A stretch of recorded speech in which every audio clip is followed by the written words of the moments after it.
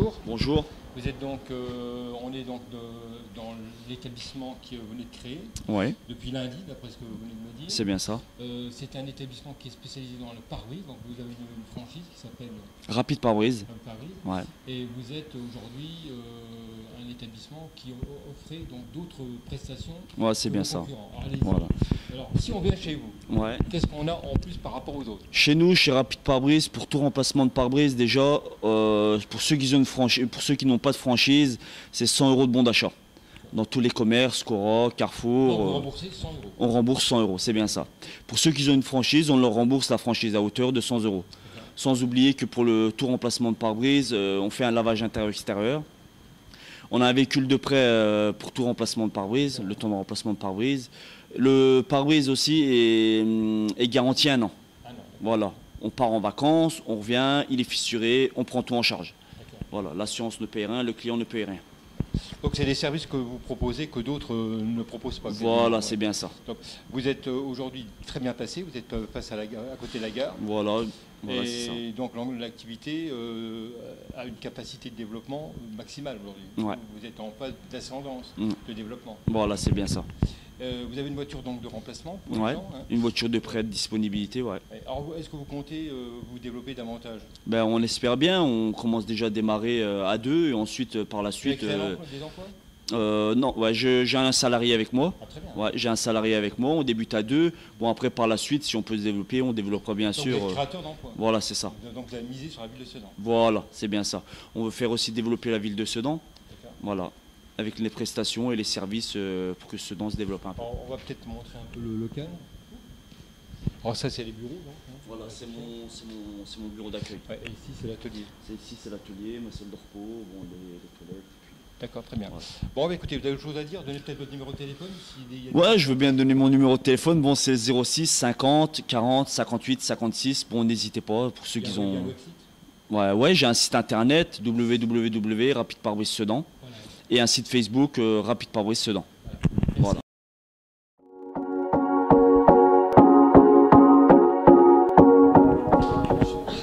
Le sentiment. Le sentiment, c'est qu'on a gagné un point ce soir. Voilà, on a gagné un point parce qu'on dit souvent, quand on ne peut pas le gagner le match, il faut savoir ne pas le perdre. On a été dominé sur le plan technique par cette équipe des Herbiers, même si offensivement, je pense qu'on était dans de bonnes dispositions et on aurait pu se créer beaucoup plus d'occasions si on avait fait preuve d'une meilleure maîtrise technique. Et à la fin du match, on s'en sort bien. On s'en sort bien puisque Axel nous fait encore un arrêt déterminant. Il frappe le poteau, c'est un petit miracle. Donc c'est un bon point de prix au vu de la physionomie du match. Et ce point, il comptera peut-être beaucoup. Vous n'avez pas fait la même deuxième mi-temps que la première? Non, mais même la première n'était pas une mi-temps aboutie. Alors c'est vrai qu'on s'est créé des occasions, mais on a eu beaucoup de déchets, surtout au milieu de terrain dans nos enchaînements. Donc on a eu un peu plus de mal que la semaine précédente. Après, j'avais demandé justement aux joueurs de ne pas être inhibés, de rester relâchés. Mais malheureusement, on a fait preuve un peu de fébrilité sur le plan collectif. Donc après, c'est pour ça que je suis juste en colère parce que dans le dernier quart d'heure, on doit être capable sur le terrain de sentir que le match nous échappe et de rester un peu plus en place et de ne pas se projeter. J'ai vu des joueurs qui étaient fatigués et qui essayaient encore d'attaquer, mais après il faut revenir et là ils avaient du mal à revenir. Donc on a limité la casse. Qu'est-ce qui a manqué? Je vous dis, c'est sur le plan technique et sur nos enchaînements. Donc après, vous savez, quand on manque un contrôle et qu'on manque une passe, c'est difficile d'enchaîner et de créer du mouvement. Après, il ne faut pas tomber dans l'euphorie quand on gagne, il ne faut pas tomber dans la sinistrose quand on perd. Et quand on fait match nul, il faut rester lucide et se dire encore une fois que ce point est un point de gagner.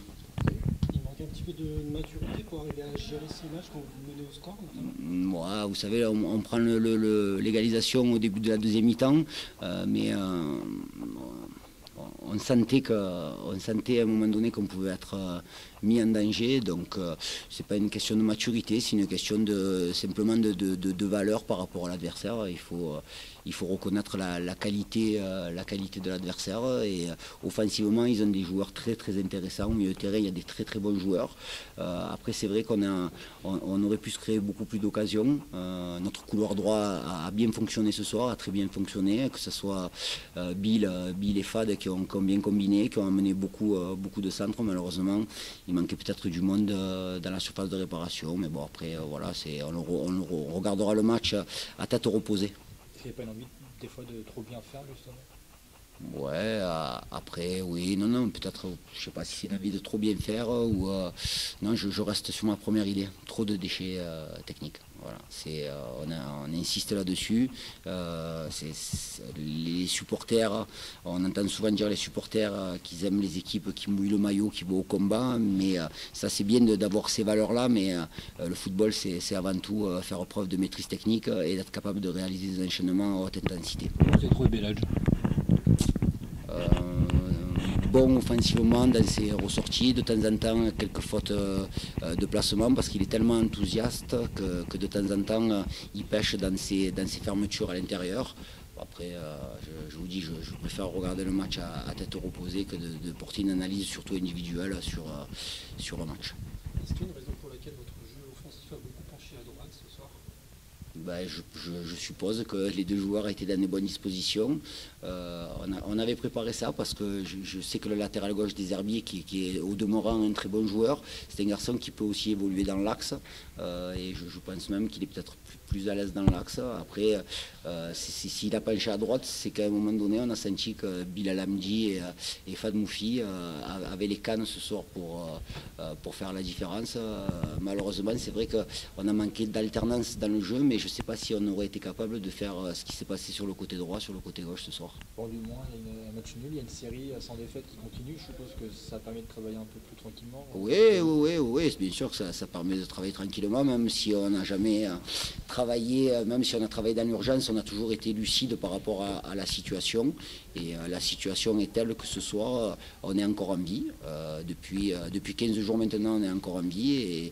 Et le fait d'être en vie, alors qu'il y a 1 mois et demi, on était mort et enterré, je pense même qu'il y a des obsèques qui avaient été organisées, mais elles ont été annulées après les quelques victoires qui se sont passées. Donc on est en vie, c'est bien là l'essentiel.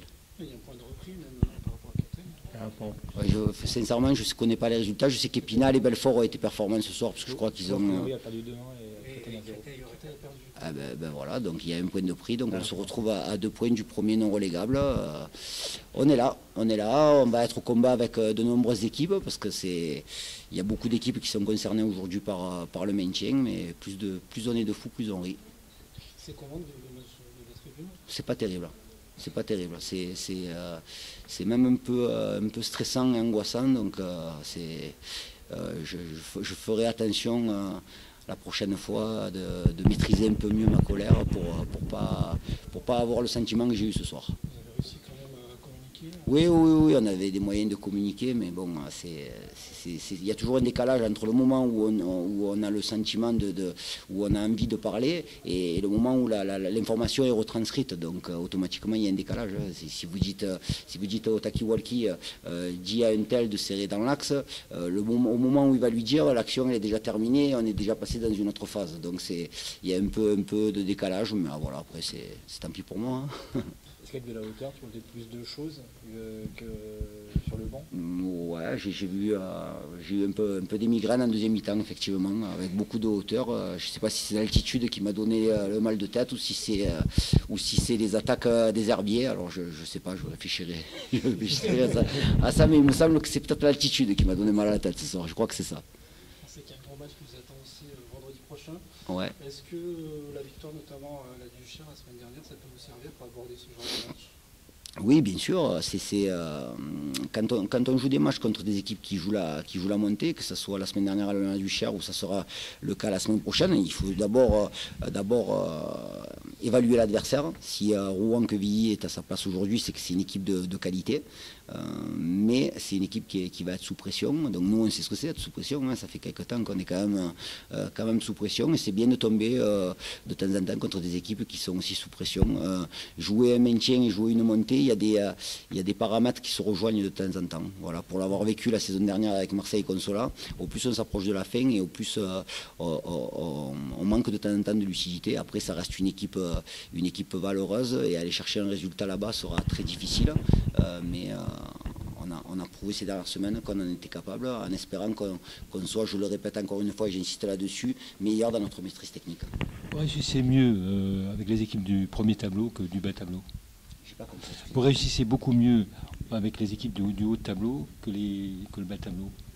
Ça, de toute façon, on aura l'occasion de le confirmer ou l'infirmer dès la semaine prochaine. Et puis, on recevra encore des équipes de bas de tableau. Enfin, on va aller à Belfort, on va aller à Créteil. Donc, aujourd'hui, il reste 6 matchs. Donc, quel que soit l'adversaire, il faut être capable de prendre les points qui nous amèneront au paradis.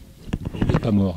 On n'est pas mort, exactement, on n'est pas mort. Donc c'est la bonne nouvelle depuis 15 jours. Le CSSA est toujours en vie et il est plein de punch. Voilà. Et j'espère qu'on aura les ressources nécessaires pour être encore performant. Merci.